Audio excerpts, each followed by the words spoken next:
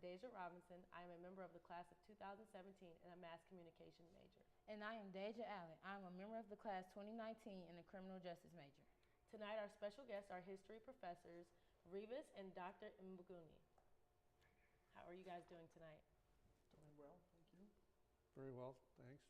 Thank you so much for joining our show.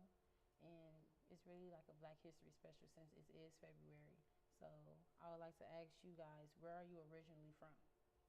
I was born in Lansing, Michigan, but I don't remember much of that. I left when I was a toddler. So I grew up in the suburbs of Chicago and then had culture shock, and then middle school moved to rural Wisconsin. I was born and raised in Tanzania. I came to this country to go to college sometime 91, 92. Landed in Michigan, not too far away from Lansing somewhere. From Michigan, I went to Howard University in Washington, D.C. Okay, and now since you said something about your educational background, what colleges did you go to? I went to the University of Wisconsin-Milwaukee. For my undergrad, I had an undergrad in political science and history. I did my master's there. And my PhD work was in the urban studies program. I'm still trying to finish that up. Well, I went to Grand Valley in Michigan for my first degree, and then I went to Howard University in Washington, D.C. for my master's and PhD. So with both of your educational backgrounds, how exactly did you guys end up at Lane College? Well, for me, it's not a very difficult question to answer. I've always wanted to teach at a HBCU. I went to a HBCU. I've always wanted to teach at a HBCU, and so when the opportunity came up, it was only natural for me to apply and go for it. Similar for me. I mean, the teaching jobs were up in Wisconsin were pretty tight. I wasn't getting anything real full-time with any kind of benefits. It was all shaky. Like I would have a job and then I wouldn't because of enrollment or budget cuts. And I saw the opportunity to apply here, and I like the idea of an HBCU. I like the idea of moving south, being from Wisconsin. The weather was getting really old fast, so I thought it would be a great opportunity to come down here. Great. So outside of school, what interests you guys? What interest? I love to travel. I love to travel. I've been to traveled to many different parts of Europe. I have traveled to the Middle East.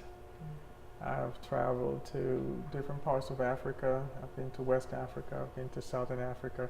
I haven't been to North Africa yet. So I would love to go to North Africa, Egypt in particular. I haven't been to Asia as well. I would like to go to Far East, China, Japan. So yeah, I love to travel. So I heard you mention that you've been to South Africa. Have you been to Cape Town?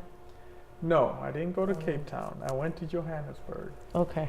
And that was an experience. Okay. What interests you? See, I can't follow that because now it would be like I hang around Jackson. I'm very interested in soccer. I work with youth soccer. I've set up a club here on campus with some of the women and men here. So I've been involved in soccer for probably 15 years when my kids got involved. I got involved in a poetry club here in town, which was really out of my comfort zone. The opportunity came up and I kind of went with it.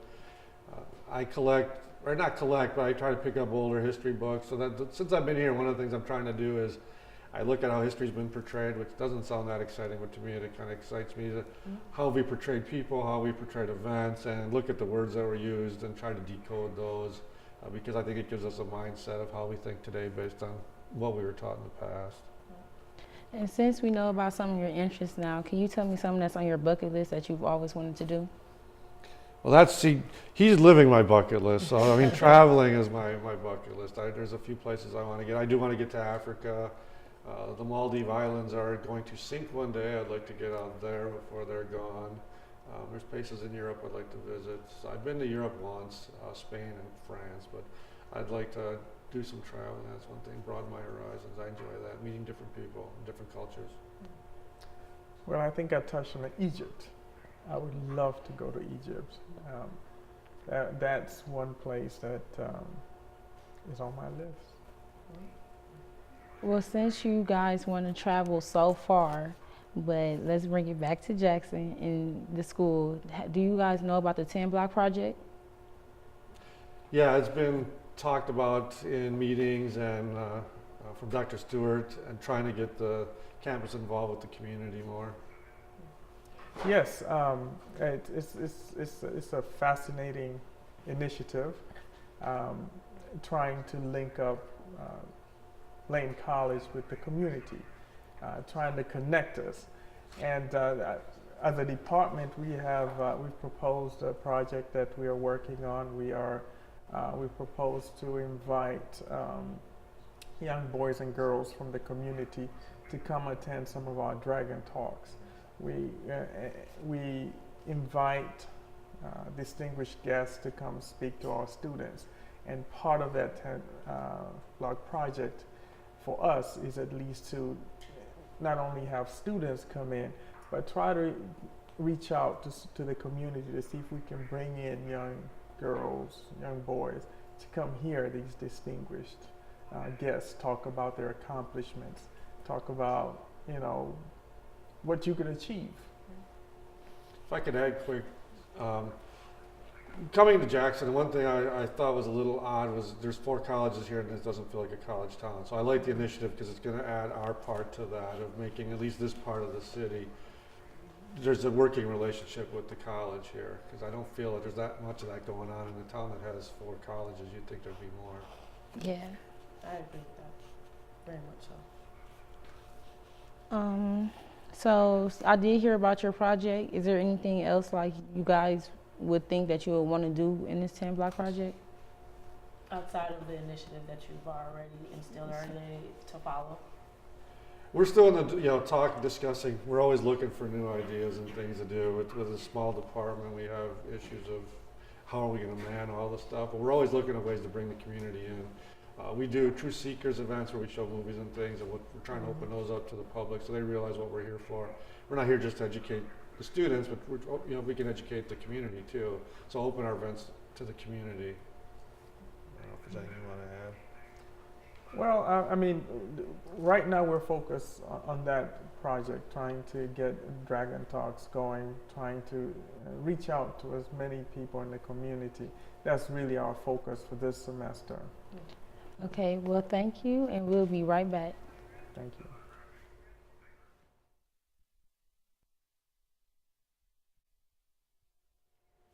Hello, and welcome back to Live at Lane, where we have Mr. Rivas and Dr. Mbughuni.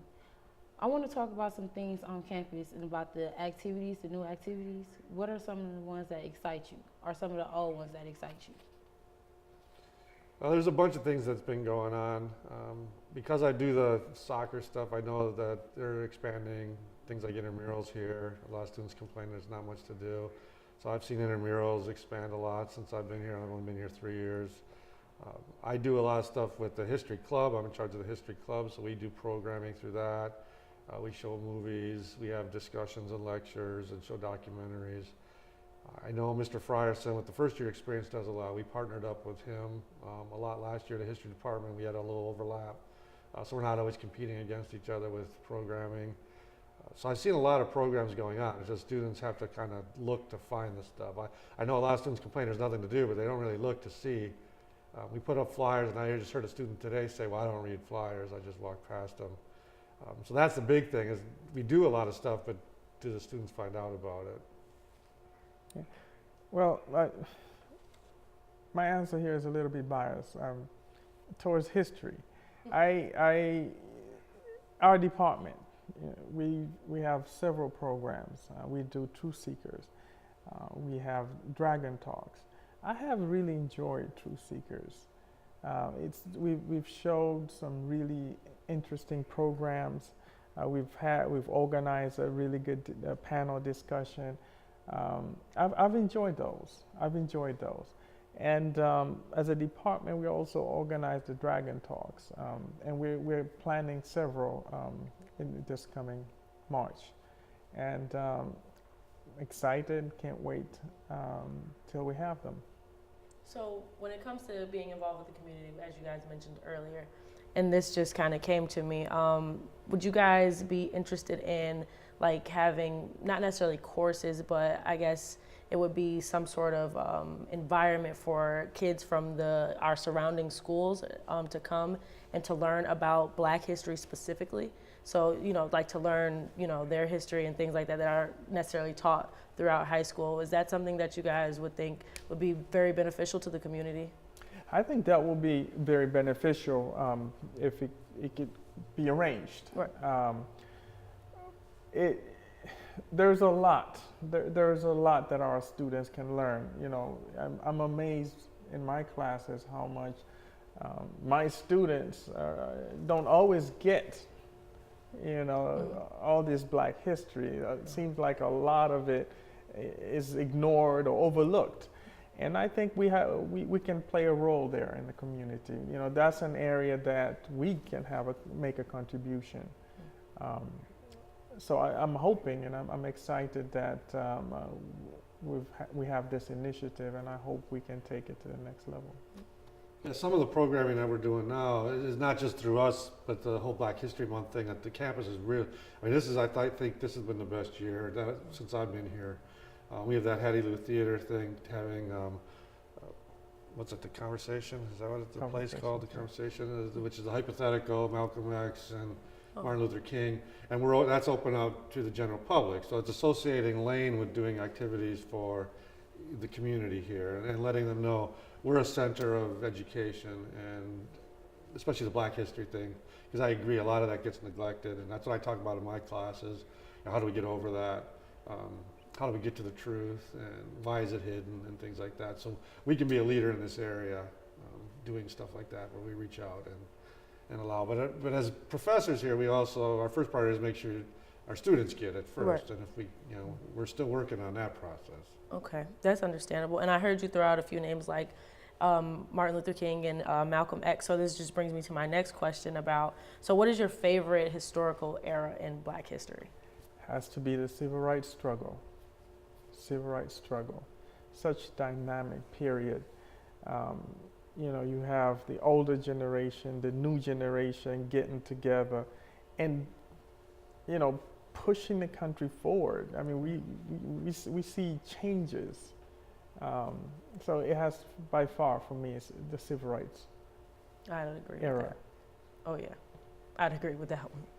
And I would say, that I also agree with that, especially when you kind of merge the peaceful movement of King and then the militant of the Panthers. And the Panthers are really misunderstood in terms of the way the history is taught. I mean, the history that I was taught, growing up outside of Chicago, I knew about the Panthers as a little kid, and that was someone I was supposed to be afraid of, when their philosophy wasn't offensive, aggressive. It was just, we're not putting up with it anymore. We're going to defend our neighborhoods. And if you're going to abuse us, we're fighting back now. But like the message I got was, well, here's these crazy, radical Black people that want to hurt people. Right. And that wasn't their message, So I like looking at both, and they each contributed in a different way to where we've come from. And I think it was one of the more dynamic periods of Black history. Oh, yeah. Well, as history professors, is there any class that you would like to make? If you could make any class up and you could teach anything you wanted, what would it be? For me, it would be something on human rights. Like, I've been interested, one of my other side interests has been human trafficking. Also the torture and enhanced interrogation that we did under the Bush administration. War crimes, I mean, the stuff that's been going on in the world. If you look at what's gone on in the world in the last 50 years, wars are killing more civilians than ever. Civilians get killed more than soldiers do. You've seen things like rape being used as a military policy, not just an accident happening or people getting out of control. So the whole idea of human rights, tying it in, because one of the lessons I try to teach in class is not America first that we're hearing now, and humanity first. Because if I see you as a fellow human being, I'm not going to do bad things to you, right? If we just teach each other that we're all human beings. So that's why I like the human rights approach. I'd love to teach a class on that. That's great. I'm fascinated by the African diaspora. I'm fascinated by particularly resistance in the African diaspora. And I think it would be really interesting to put together a course that looks at 17th, 16th, and really 17th century African diaspora communities. Mm-hmm. You know, we have communities in India with Malik Amber in the 15 and going into the 1600s. Mexico, you have Gaspar Yanga. In Brazil, you have Palmares, and you have Zumbi of Palmares. You know, all these really, really incredible maroon communities in the Americas that were very successful for several decades. So there's something about that century, the 17th century, and I see it in these different diaspora communities around the world. We're able to accomplish incredible things. I would love to put together a class that looks at that era. So, what are some, seeing as you're interested in the diaspora and seeing how everybody's kind of drifted apart, how would, or what would be some ways that I would say the younger generation could get in touch with each other on kind of bringing back those traditions and working hard in those senses towards progression and moving the country forward and striving towards diversity and inclusion and things of that nature, but still holding on to our traditions and our history? You know, I think that education, learning, knowledge, it will be the first thing. You know, if you don't know who you are, right, where you come from, what your people have gone through, you're lost. Right. You're lost. And so I would say that we have to look into education, and not just any kind of education. You see, Black people, wherever you go in the diaspora, you can see the similarities, the challenges that these communities have. Understanding who you are, where your people have came from, and right. what they've endured, would position us, will put us in a place where I think we can move forward. Well, thank you for joining us on our second show, and we'll see you next time on Live LA. Yes. Thank you guys so much. We appreciate you guys coming. Thank you. Thank you. Thank you.